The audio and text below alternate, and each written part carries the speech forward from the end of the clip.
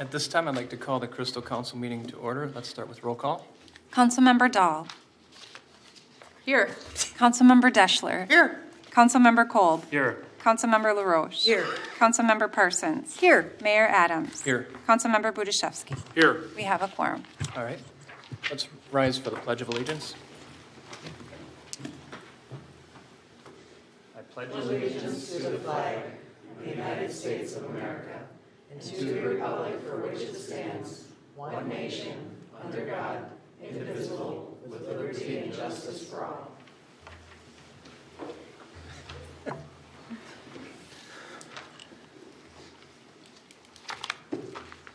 All right, we have an agenda in front of us. Looking for a motion on that agenda.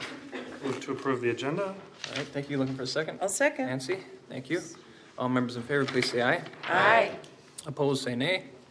Motion carries. Next, we have an appearance by Chief Revering to recognize the explorers. I'll let her take over the show. Thank you, Mayor, members of the council.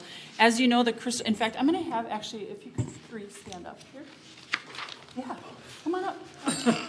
Yep. I know, Alex, you're an advisor, but it's okay. Okay, as you know, the Crystal Police Explorer program consists of young adult ages 14 years to 20 years old who are interested in law enforcement. Explorers train and compete in 14 different scenarios that police officers encounter daily, including domestic disturbance, bomb threat, traffic stop, hostage negotiation, and crime prevention. On April 26th through April 29th of this year, the Crystal Police Explorers attended the Minnesota Law Enforcement Explorer Competition in Rochester, Minnesota, where they competed against over 700 explorers from across the state in scenarios, academics, and shooting. Our Explorer post won a total of 3 trophies, including first place in street decisions, second place in hostage negotiations, and fourth place in DWI enforcement. The amount of success and recognition that has been achieved by our Explorer post shows their level of dedication and hard work. The following names are advisors and explorers who represented the police department at this event this year. Advisors Sergeant Brandon Dorr, who is here tonight, Officer Jake Elbers, Officer Brian Elstrom, Officer Caleb Seelan, and Investigator Julie Dorr, who is here tonight also, and CSO Alex Tingle, who's right here, and CSO Tim Simon. And the explorers are Captain Tim Satzer, Sergeant Lexi Powell, Sergeant David Lindgren, and Marco, and I'm going to butcher the name, and I'm sorry. I'm going to try it, though, and you tell me if I'm right. Okay. Vibreska. Oh, did I do good? Yeah, okay. He's not going to tell me otherwise, which I don't blame him. Okay, the explorers are a source of pride for the Crystal Police Department in the city of Crystal. And without the dedication and professionalism of our advisors, the explorers would not be where they are today. So if we could please give them a round of applause.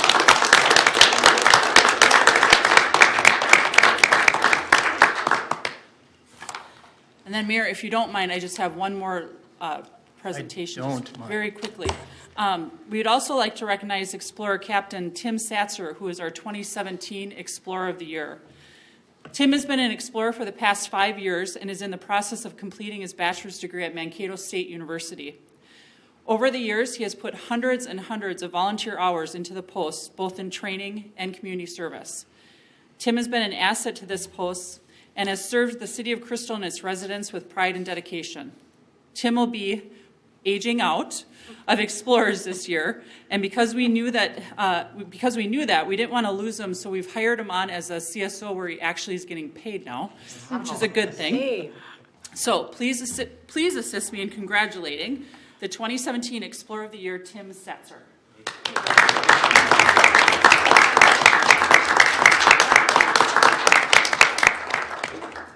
That is all I have. Thank you. Thank you. Thank you guys for coming Congratulations. in. It's always Very nice to get these updates, so thank you guys for coming in. Appreciate it. Thank you. All right, next we have a consent agenda in front of us. I'll read that into the record at this time. Approval for minutes from the following meetings. May 1st, 2018 for the council meeting, work session on that same date, and a work session from May 10th, 2018. Approval of the list of license applications submitted by the city clerk to the city council. That list is on file in her office.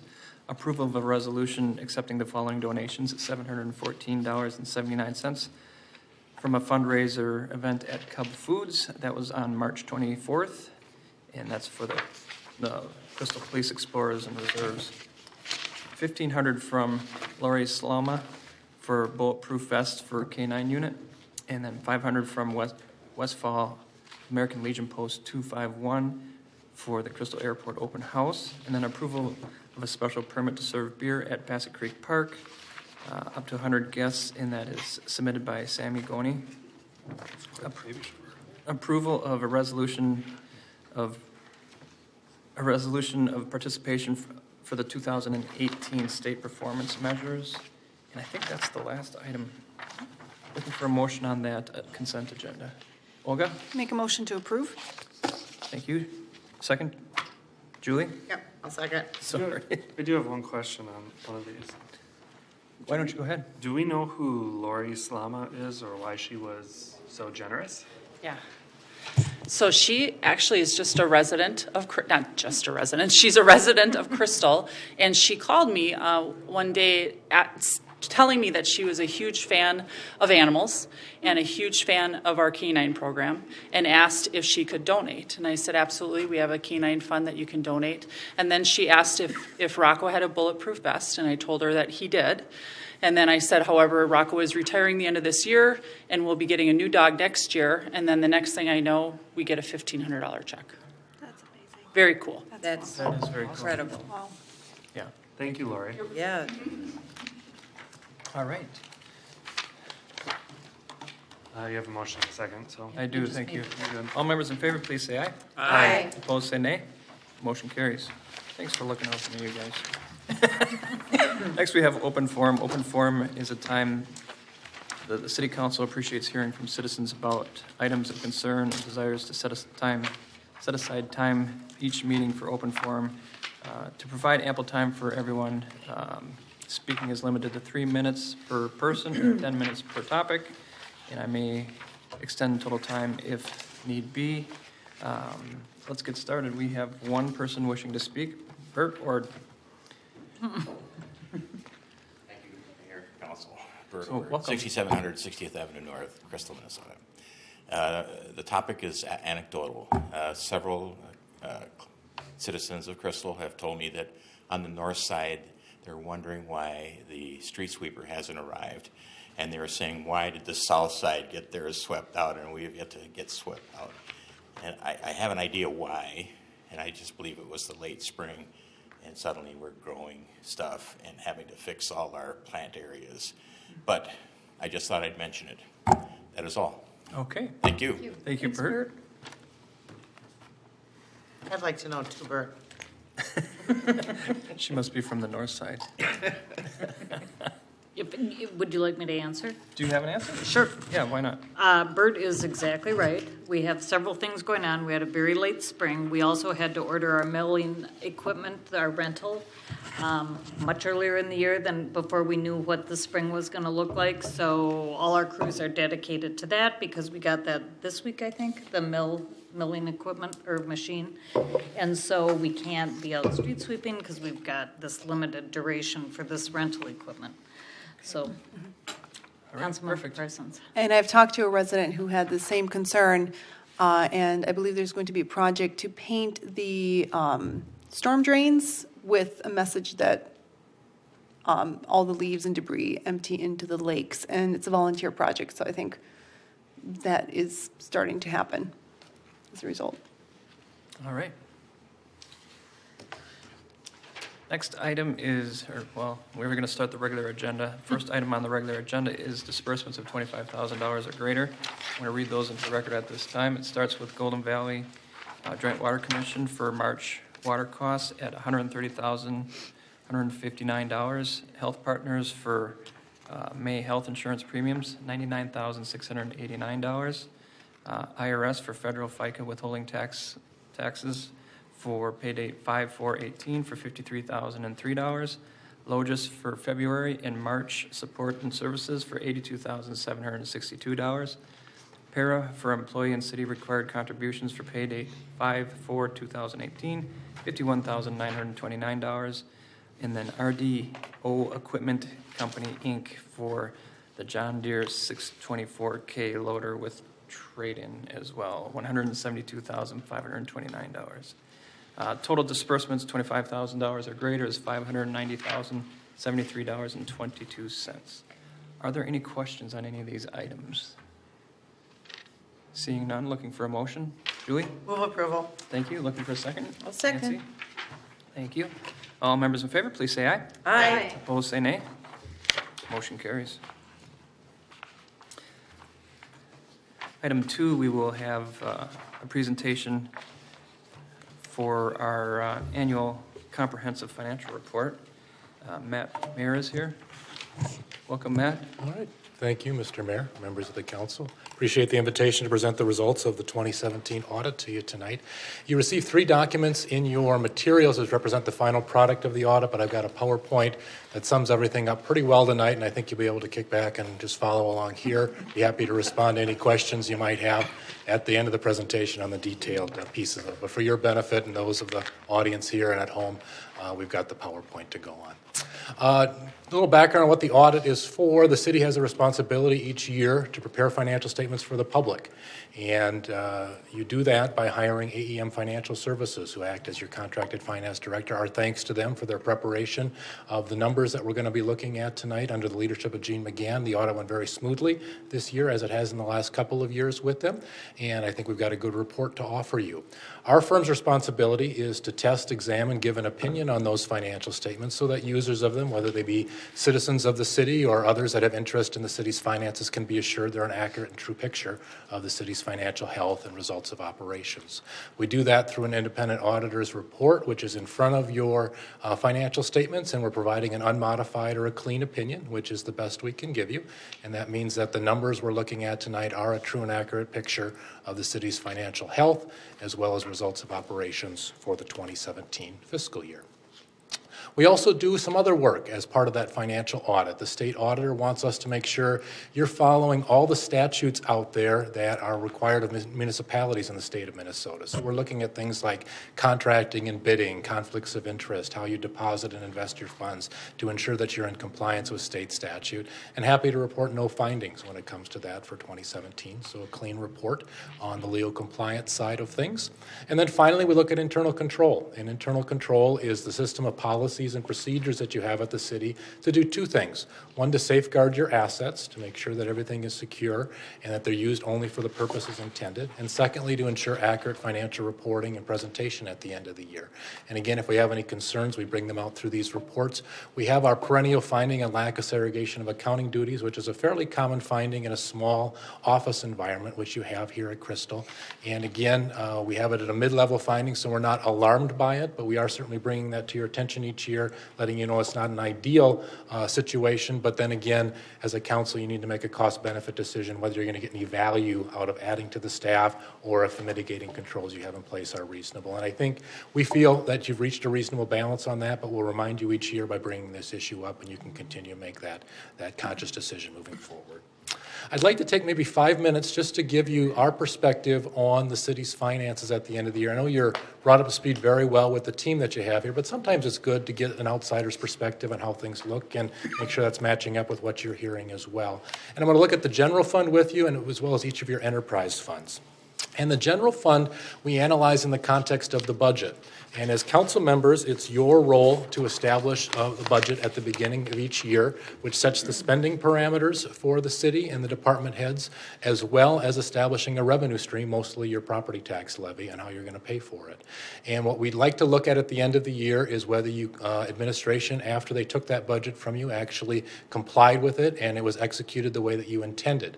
This is kind of a busy chart, but if you look at the first column there, that's the budget and that's the council's responsibility. And the budget was balanced for 2017. Third line from the bottom there, you see change in fund balance is 0. You intended to have inflows, equal outflows in your general fund, and keep the same financial health at the beginning of the year as you had at the end of the year. If we look at the actual results, the administration did a great job in executing on that budget. The revenue projections, first of all, were very good. You fell a little bit under budget, 12.72 on a $12.76 million budget. That's 0.3%, though, and that's pretty close, I think, in the end for all from a material standpoint. So the revenue projections were good for you. On the spending side, you did come in a little bit over budget on spending this year, almost 1%, about $116,000 on a $13.2 million budget. Public safety was the big line item there. There were several additional incidents during the year, so unfortunately, public safety team were fairly active during the year, and the personnel costs that went along with that led to a little bit of a variance, but overall 1% with some of the other departments coming in under budget. So actually, rather than the fund balance remaining the same, you did fall a little bit this year with revenue being a little bit under, expenditures being a little bit over. Your fund balance dropped from $7,055,000 at the beginning of the year to about a $6.9 million fund balance at year end. And historically speaking, that is the low point for the last 5 years here. Your fund balance has been declining each of the last 5 years, but I want to put that in the context of your fund balance policy. Basically, here at the city, you have set-asides for things like compensated absences and other things, and after those are factored in, those are the amounts in blue and orange here, we look at what's left, and your goal is to keep that above 45% of next year's spending. And if we look at the last 4 years prior to 17, you can see that green portion of the bar, you've been well over that 45% mark. So I haven't been alarmed by that fund balance declining each of those years because it's still within the parameters that you as a council have set for yourself. But you'll notice here in 2017, for the first time, you did fall below that 45% mark, and it's a 44% fund balance going into the 2018 year. And the one, I'm not use the word flaw, that's maybe overstating a little bit, but we critiqued your fund balance policy, and it was very optimistic, and it always talked about the fact that we're over 45%, here's what we're going to do. We're going to transfer things here, we're going to transfer things here. But it was silent when it talked about whether you fell below that 45%. So what we want to make sure, and I know you're revising it right now with AEM, a good fund balance policy is going to set a range of percentages that say this is a level of financial health that we're comfortable with as a city, and we want to make sure we fall within these parameters. That's number one. And then what actions are going to be taken if we are above that range or if we are below that range. And with those three things in place, then we have a complete policy. And we spoke with Jean and Ann about a week ago at our preliminary. I understand that's in the works, and if not already presented to you, will be shortly. And I think you'll see those components in that. And again, not alarmed by anything I'm seeing tonight, but I just want to remind you that you did fall below the thresholds that you did establish for yourself as far as financial health in the general fund for this year anyway, by 1%, but it's something to be aware of. Take a look at revenue here. Revenue for the year was actually up about 5% over the 2016 numbers, but if you look at that bar chart from 13 to 16, you can see the trend has been down. The variable revenue stream, things like charges for services, licenses, and permits, that had been down each of the last couple of years. The levy was flat for several years and actually declined in 16, and as a result, the overall revenue stream had been down. That changed in 2017 with a 5% increase overall, and most of that is attributable to about an 8% increase on the levy side. That's attributable specifically to the general fund anyway. I'm going to jump ahead and let's look at expenditures. Now, expenditures were going the other route during that time. While revenue was declining, expenditures were accelerating each of those years. And that, again, goes back here to the fund balance, and that's why we were declining each year in that fund balance level during that time.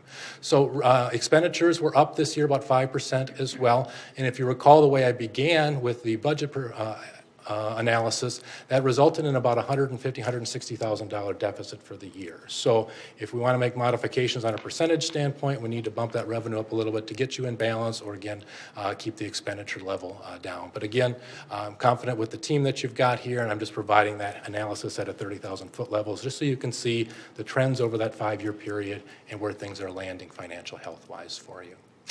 Wrap things up tonight by looking at each of your enterprise funds and a quick look at the levy and some comparisons to the statewide averages. I'm going to change these to bar charts in 2018, so they're a lot more user-friendly for you. But what I want you to look at is the third line and the fifth line here. And in an enterprise environment, what we're looking for is that our rate structure is covering the cost of doing business in that fund. So just like a business, we're going to have operating income and net income at the end of each year.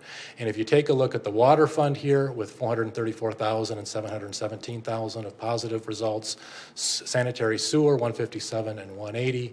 Storm drainage of $264,000 and $399,000, and street lights of $40,000 and $29,000 overall. All of them are positive results. That indicates to us that you are covering the cost. The rate structure is reasonable for the current year, and that you're covering the cost of doing business in that fund.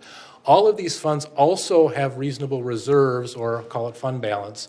But the one thing that's different about your enterprise funds, when you look at that number, is that not only does it have to be there for cash flow and contingencies just like your general fund balance, but that's the fund that you go to for capital needs as well for your utilities. And so it's going to be a little bit higher number, and you want to make a distinction between what is our reserve for operating in that fund versus what is our reserve for capital in that fund. We're often asked, how does our city compare to others? And what we've done here is provide some per capita numbers when it comes to your revenue stream, and also some spending numbers here. And I think it's kind of interesting to see where you land. Actually, on the revenue side, you're well below the state averages when it comes to cities your size. We are comparing you to your population group of those cities between 20,000 and 100,000, and granted, you're on the lower end of that range, but you're going to see intergovernmental revenue for you is about $20 less per resident than a typical city your size. The levy is about $35 less per person than a city your size. And total revenue for the year is about $62 less per person. So you're doing more with less than a typical city your size on the revenue side of things. When it comes to spending, we look at expenditures per capita for just operations, and that's 616 for 2016, 628 for 2017, and that compares to $651 for a city your size in that range. So that's the operating costs, the salaries, the benefits, the supplies for having a police department, fire department, public works, all of that going on here. If we add in the debt service and the capital costs, you can see that you're pretty comparable to your typical city, right around $1,100, a little bit over that for 2017 with some of the construction and debt service activity you had here at the city in 2017. And to wrap it all up, something that everyone is interested in and concerned about is the levy and how you come out when it comes to that. How do we pay for all of this? And the plus side here is that orange portion of the bar, which represents your tax capacity, or in other words, your market value, has been steadily increasing. We've seen rebounds on market values each of the last several years. And while your levy has increased incrementally over that time, you can see that because of the increased market value, that the actual property tax rate here for the city has fallen significantly from a high 5 years ago in 2013 of 56% to a low point here in 2017 of a 49% tax capacity rate. So I'll leave it at that. Again, my goal was just to give you a 30,000-foot perspective on some things, but if you have questions about other funds, other activity at the city, be happy to stay for those questions. So. Thank you. Any questions for him? Not yet. I just have one question. Yeah, go ahead, John. What's the total long-term debt that the city has currently on the books? Let me look at that with you. Got my copy of the financial statements here. About $19,068,000 with the discounts and premiums factored in. What's unique about your debt, though, and I want to make this point, is that it is all special assessment bonds at the end of the year. And there's very little, if any, levy that's going to that at all. So basically the debt service on those is fully funded, almost fully funded, with special assessments. So. And one last follow-up question. Given the current repayment of those bonds, when will they be paid off? Yeah, let me look at that. I've got that for you as well. And if you want to look at the details on this when you have the opportunity, it is on page 67 of the financial statements. And the bonds that you have out there are going to start fully maturing in 2024 is the next time something will drop off. That's your 2008A bonds, and they'll fully mature in 2033, all of the current bonds that you have. So we're out about 15 years yet on those. And that doesn't stop you if you get special assessments prepaid or cash resources. There's certainly call dates on those bonds where you could retire them earlier if you chose, and I know the city has taken advantage of that in the past. So, thank you. You bet. Any others? All right. Thank you, Matt. Thank you. Good to see you all again. Thank you. Yes, you too.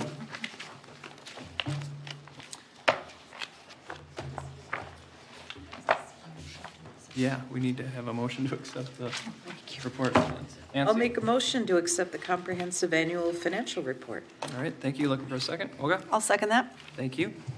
All members in favor, please say aye. Aye. Opposed, say nay. Motion carries.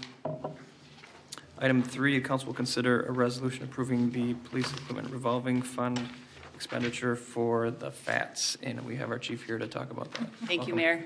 Members of the council, I'm sure after hearing Matt, you're going to look at me and say, why are you buying this? Just kidding. Yeah, just kidding. You already budgeted for it, I promise. So at the 2018 budget discussions last year, you may not remember this because it was quite a while ago that we discussed this, but we did discuss purchasing a FATS machine. FATS stands for Firearms Training Simulator. If you don't mind, I'm going to show you a quick video. It's about 55 seconds long that I think will help not just you, but the public who is watching what a FATS machine is. Hopefully I can figure it out. Classic. The police department wants a fax machine.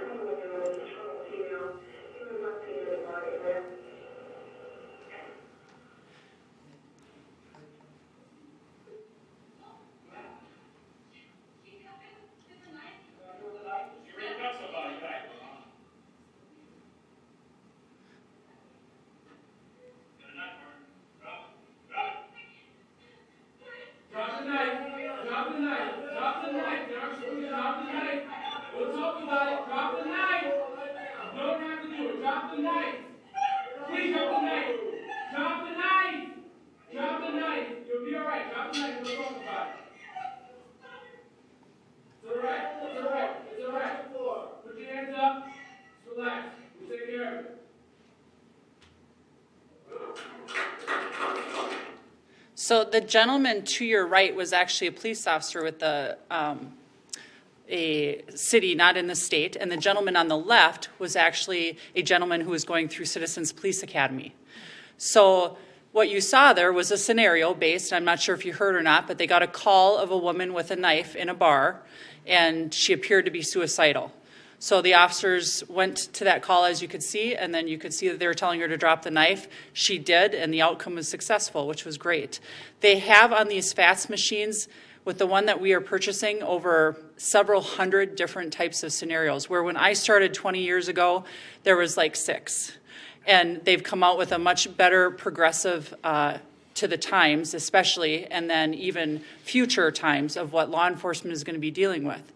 And, you know, with the fact that we've been, unfortunately, a busy department with situations where we've had to think on our feet and critical decision-making very fast, we felt that this was a great tool, not just for us, but also for our community, for our residents, for you folks. I would love it if you would go through this training. We would like staff to go through it. And then we as officers are going to go through it on an annual basis. So the next...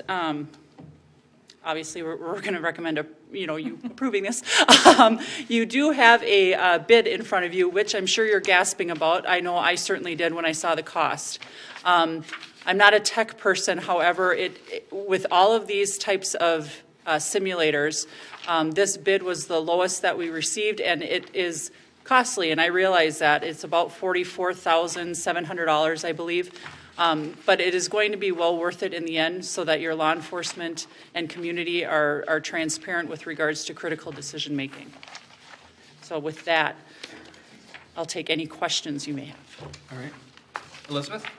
I was just curious, going forward, are there updates built into this? You said that you get new ones, so how does that work? Is that an additional cost that will happen later? I'm sure there will be. I'm sure there'll be software upgrades where you can actually purchase additional scenarios, if you will. But keep in mind, like I said, there are hundreds and hundreds of scenarios on this. This will take a long time for us to go through each of these types of scenarios.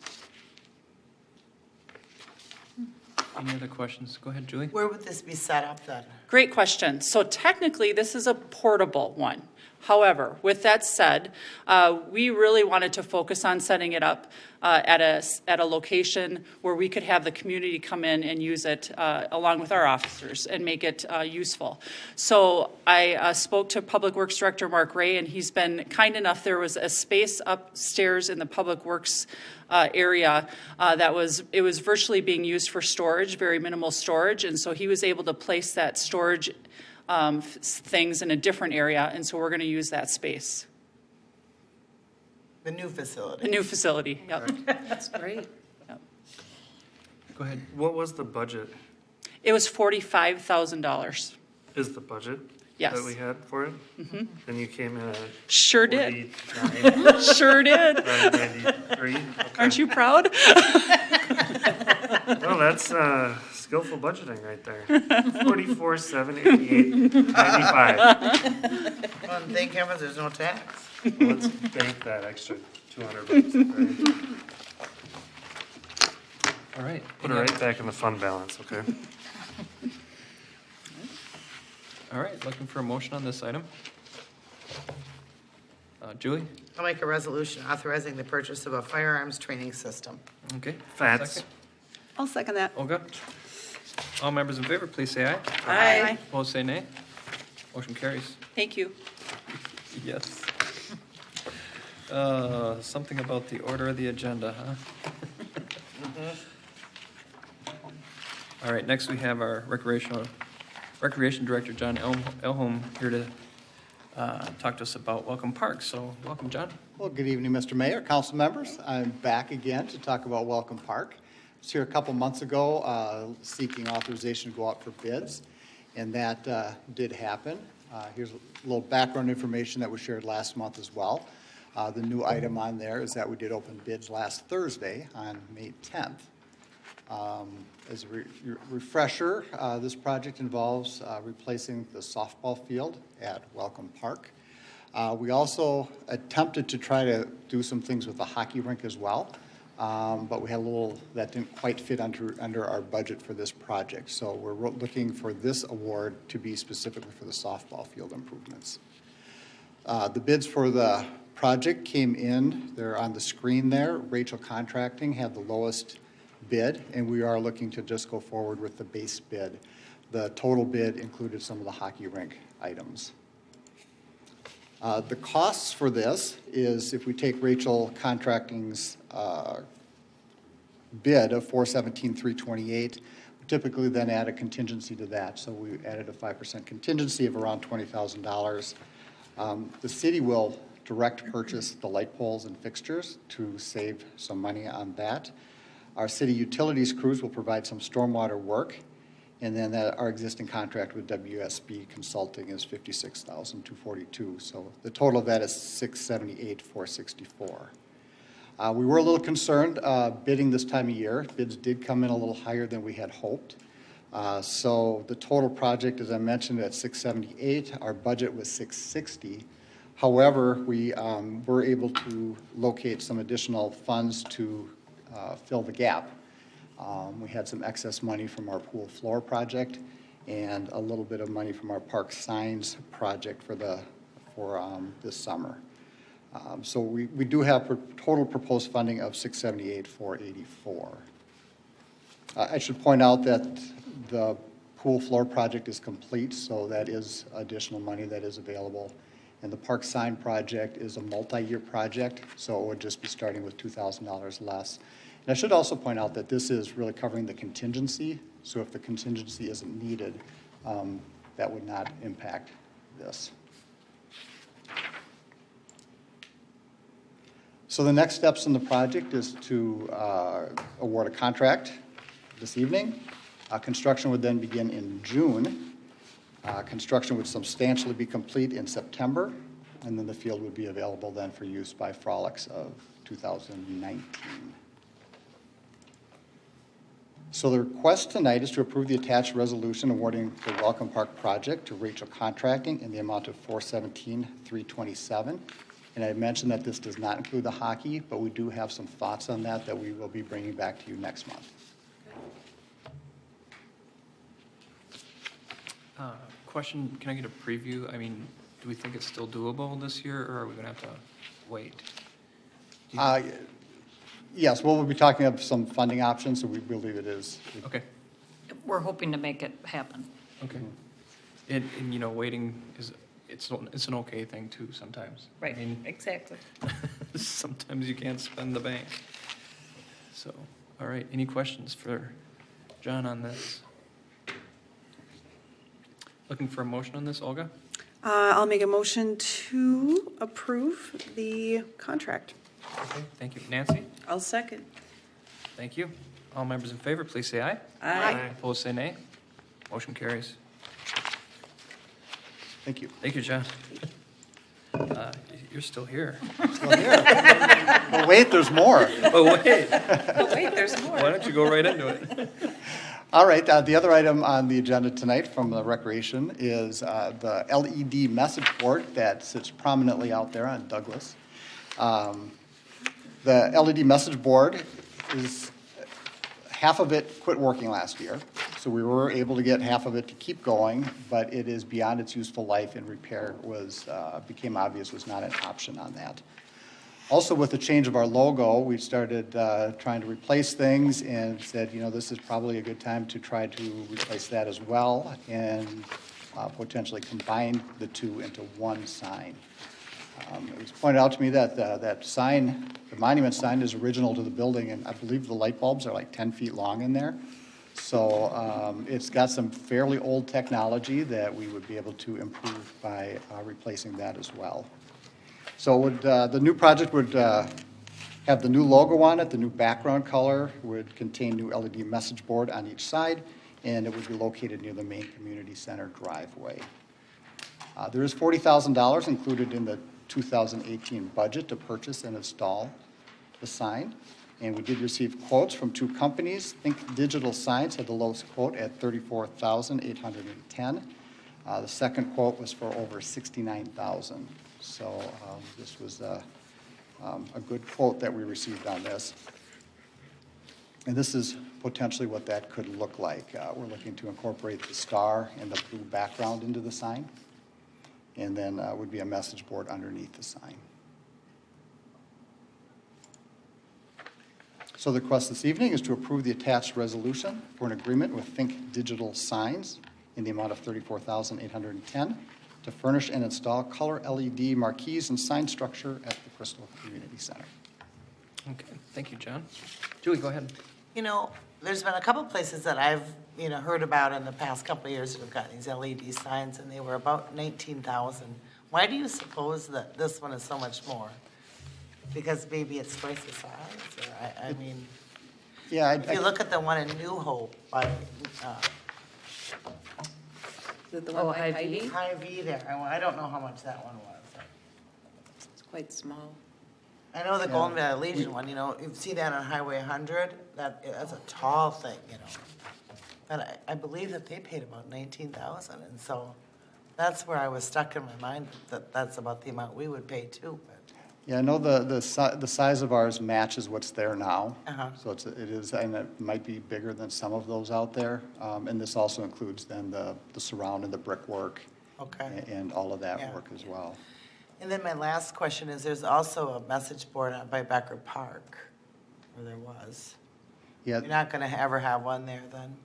Well, I don't want to say ever, but that will be coming down as part of the Becker Park remodel, and the Bass Lake Road streetscape, actually the south side of that, would need that space as well. Okay.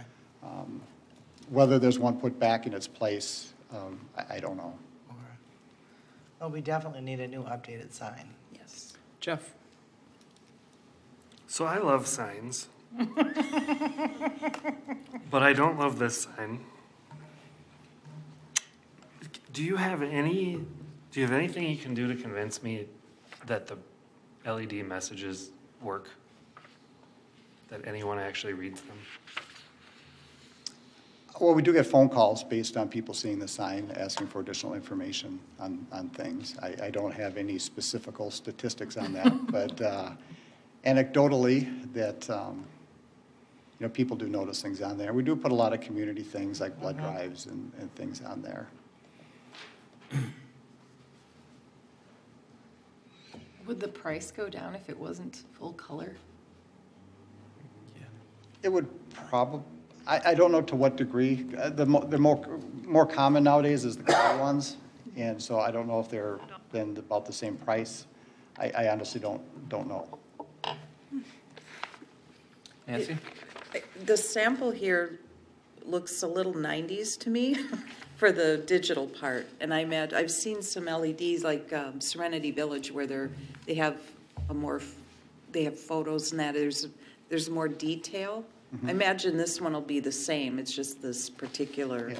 I know there's a price difference as you go to the resolution of the signs. Okay.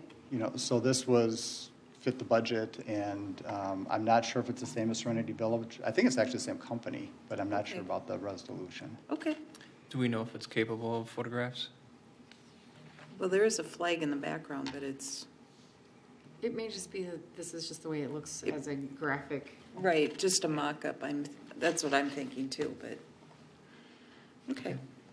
Have we compared other signs around here at all to get an idea of what, not just pricing, but what's working?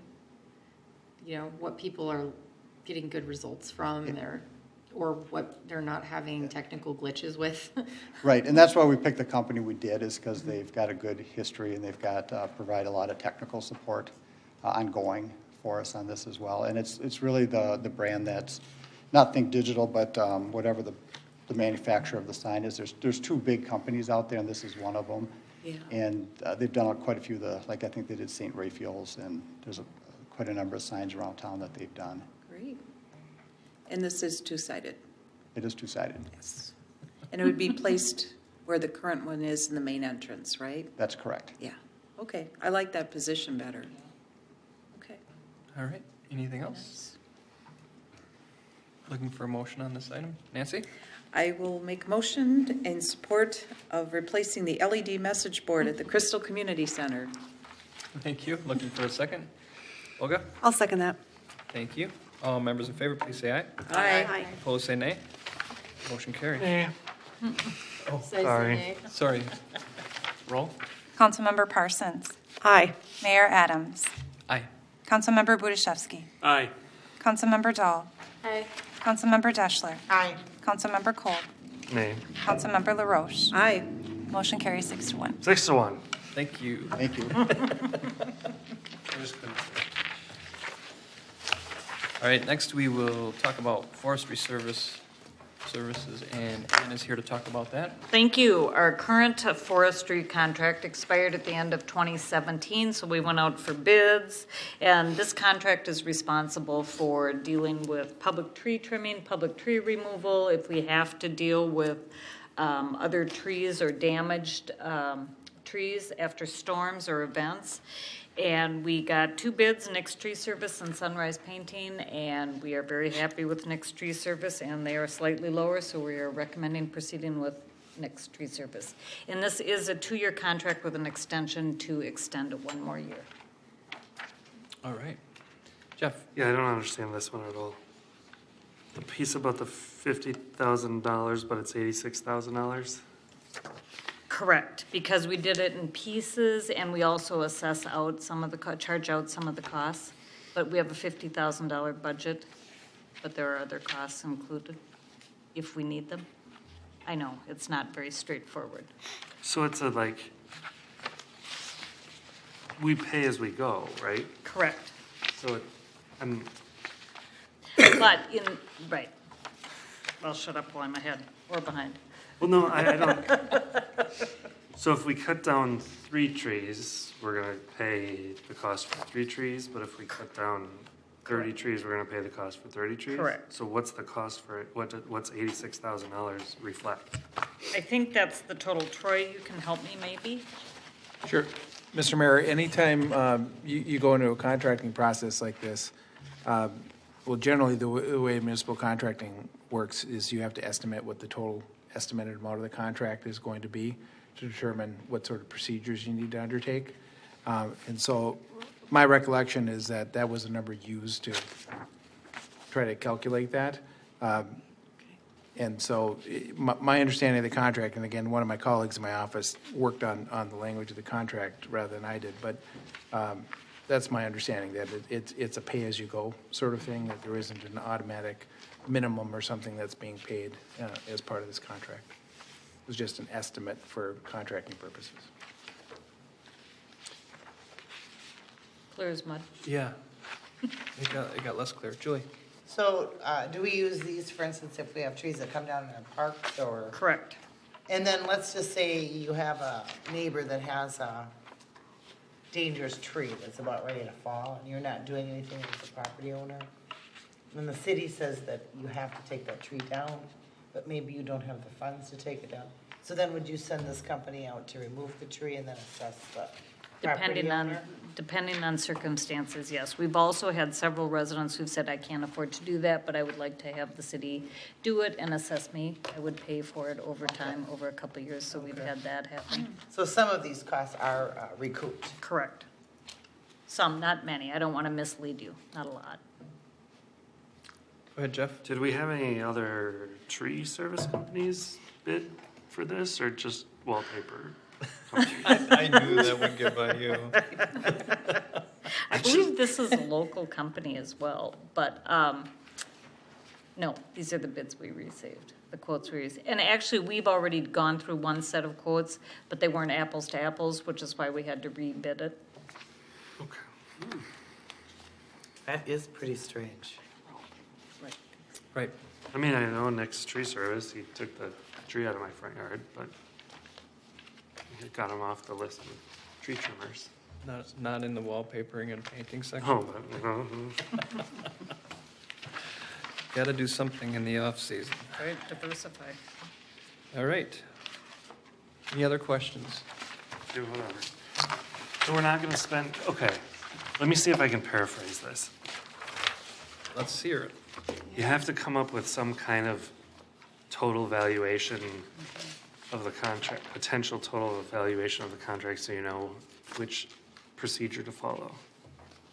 Well, so you can compare apples to apples, I believe more specifically, and what the likely charges that we would be incurring for certain services. So, but we're only gonna spend $50,000. That's what we have in the budget for true tree trimming, tree removal. Okay. If there's a storm, all bets are off. So then, Well, so here's a page where they're, right, oh, I see that. Yeah. Like, that's the estimate. and that's what it comes up, so it depends on, So why did we only budget 50,000 if we think we're gonna spend 86,000? Because we're not gonna spend 86,000. But because of the way, as Troy was saying, because of the way we have to try to get numbers for services we're gonna need. Okay. And I suppose somebody who's smarter than me read the first page, item B, where it says the total estimated amount of the services is over $100,000. And that's okay that that's in there, even though it's not. It's a multi-year contract. Okay. Troy, do you have anything to add to that? Just quickly on that, this is a form contract. We have a form contract for over 100,000, and we have a form contract for under. This is the form contract for over $100,000. And again, as Ann just indicated, with the idea that this, not only two with an option of three, you really have to look over that entire term Okay. to determine what your contracting procedures are. Great, I am just so in favor of this now. All right, any other questions? Seeing none, looking for a motion? I would make a motion Thanks, Jeff. to approve this confusing contract for tree removal services. Looking for a second? John? I second that motion. Thank you. All members in favor, please say aye. Aye. Opposed, say nay. Motion carries. All right, let's get to something I understand. City code. City Code, Chapter 8. Troy? Thank you, Mr. Mayor and Council. This is Chapter 8 coming before you for a first reading. As you know, this has been before you a number of times at the work session. This is, again, a continuation of the task force work and the long process that you've all been working through to update your entire city code. This is Chapter 8. This is originally the chapter that deals kind of generally with city property. And so within it, you have both references to streets and work done within streets, as well as your parks. And as directed by the council, thought that that was less than clear to have those two items bundled together, and so you directed that the park section be pulled out. So that's what is done here. So this is a delete all sort of amendment for this chapter. What remains in Chapter 8 are the right-of-way provisions, which encompass both the utility work within the right-of-way as well as others either working in or proposing to obstruct a right-of-way. So that's Mark Ray's kind of realm, and what this does is try to streamline that process rather than having multiple different types of permits. Tries to bring it all under a single permitting process that will hopefully be easier for everyone to understand and follow. The park section was pulled out of this and is now being proposed for a new Chapter 21 that deals with the regulations within the parks and also works to try to clean up and separate and make clear, hopefully, the park rental permit requirements as well as the special event permitting requirements. And then finally, there's a couple provisions regarding Chapter 12 that deal with essentially pick up language from state statute in Chapter 340A that give the City Council the authority to authorize the sale of liquor as part of events occurring within the community center as well as community festivals. So that's, again, council discretion. There's one cleanup item as well that goes back to Chapter 1, I believe, that just helps clarify the delegation of authority within the city, that if a particular department head or the city manager is given the authority, it recognizes that that person may instead have someone within the city actually perform that function.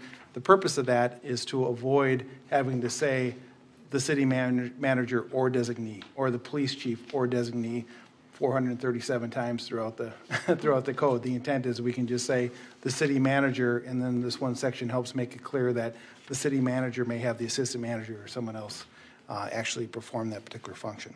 So I'd be happy to answer any questions, but this is here before you for first reading. Any questions from the council? Seeing none. Looking for a motion? I would move approval. Thank you, Jeff. Looking I'll for a second. Elizabeth, thank you. All members in favor, please say aye. Aye. Opposed, say nay. Motion carries. And then Troy is here for another 4 and 6. Thank you, Mr. Mayor and Council. This is the disorderly property language that the council has been discussing in work session. This is an amendment to Chapters 4 and 5 of the code. Presently, and again, this is before you tonight for second reading, and so I won't go into great detail, but just summarizing, this takes the disorderly property language that's currently in the code with respect to rental properties, pulls that out of Chapter 4, and combines it with new language in Chapter 5 that expands that concept to all properties within the city and imposes an administrative citation process. Essentially, it connects it with the administrative citation process that currently exists in the code for persons that engage and are allowed their property to be used in a way that is considered disorderly, and that's dependent upon law enforcement verification of a disorderly incident occurring on the property. Essentially, the first occurrence is a warning. Second, within 12 months, will result in an administrative citation and fine. A third within 12 months of the second, the same. The fourth within, et cetera, et cetera. So it's a way of trying to recognize that these sorts of activities are a drain on police resources, city resources, and provides means for addressing those. All right, any questions on this item? Seeing none, we have 2 resolutions. Looking for the first. I'll make a motion to approve the first resolution. Cheater. The ordinance, That's actually on Then the the ordinance. The second reading. second reading of the ordinance. All right, thank you. Looking for a second. I'll second. Elizabeth, all members in favor, please say aye. Aye. Opposed, say nay. Motion carries. I'd make a motion approving the summary language for publication of ordinance number 2018-03. Awesome. Thank you, Jeff. Looking for a second? I'll Nancy? second. Thank you. All members in favor, please say aye. Aye. Opposed, say nay. Motion carries. All right. That is our meeting. We do have a few announcements here. Crystal Business Association meets Wednesday, May 16th at 8:30 a.m. at Becker Park Pavilion.